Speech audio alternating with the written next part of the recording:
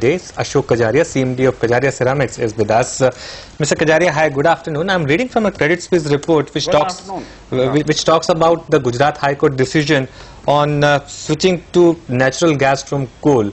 And they talk about the potential implications for Kajaria Ceramics, both in the short term and in the long term. If you could explain the whole issue and how it would impact your company, both for this quarter and over the next 3 or 4 quarters. See, short term, the Gujarat High Court take a decision as far as Gujarat units are concerned at Morbi, that coal gas will not be allowed, and they were asked to shut down in 3 days, sometime on 27th of October. And after that, they had a problem as to how to switch over to gas, because some of the units didn't have a gas connection. They went to GSPC for gas. GSPC said, look, I have 2/3 of gas, whatever you require. 1/3 I don't have. So they went into, cutting of gas in various units. Ultimately, the units went on a strike. They had a number of issues: coal gas, reduction of VAT at the state level, then anti-dumping duty, and then other issues. So they are in touch with state government as well as central government.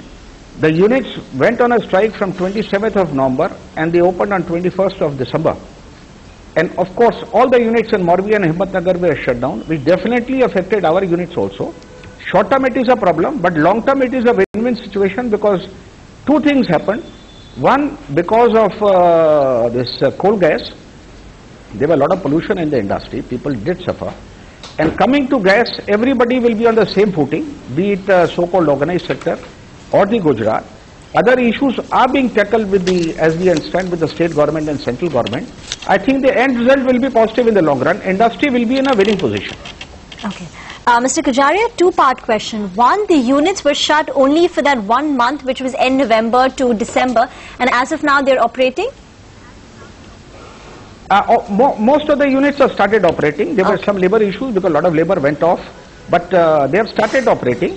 And roughly about 20% of the units will not be able to operate because of gas. Okay. And could you tell us, for your company in particular, how many of your units are currently in Morbi and the other district, and what was the production loss on account of the shutdown in Q3? You see, from 27th of November to 21st of December, everything was shut down. So we lost that kind of production, which is roughly about 1.5 million square meters. And all the units were closed. But other plants are operating, like our Sikandrabad, Gailpur and Binar plants are operating. But Gujarat plants were closed during that time. And after 21st of December, they have started operating after 3-4 days. Because the vitrified units suffered less. Okay, so Mr. Kajaria, 2-part question then. What would be the financial loss in Q3 because of this shutdown? And secondly, for a slightly longer term perspective, how much of our shares do you think you'll be able to garner from the unorganized players?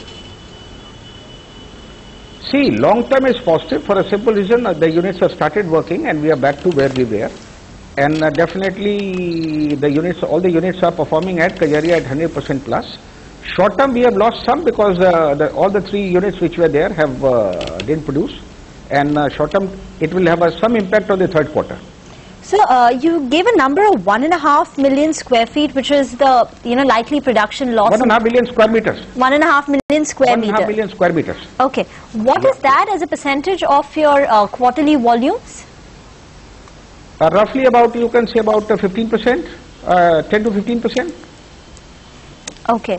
So in revenue terms, is it likely that your revenues in Q3 would be lower by 10 to 15% as to what you were earlier anticipating, or you'll manage to offset some of the production loss in Morbi by producing more or increasing your capacity in other plants like Sikandrabad? No, revenue in 3rd quarter will definitely be affected by about 10%. Okay. Some increase in production has been there in Gailpur, but overall, if you see, the revenue will be down by 10%.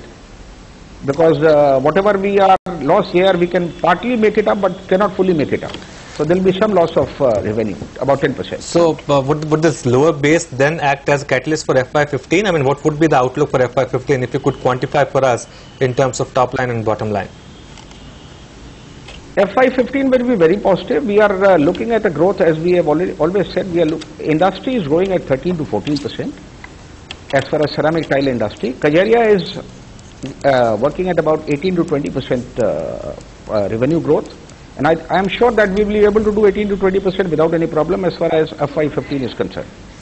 Also, could you tell us, in FY15, will there be any margin gains? Because you said the move is actually positive for you all in the medium term. So will there be any margin expansion, and if yes, how much?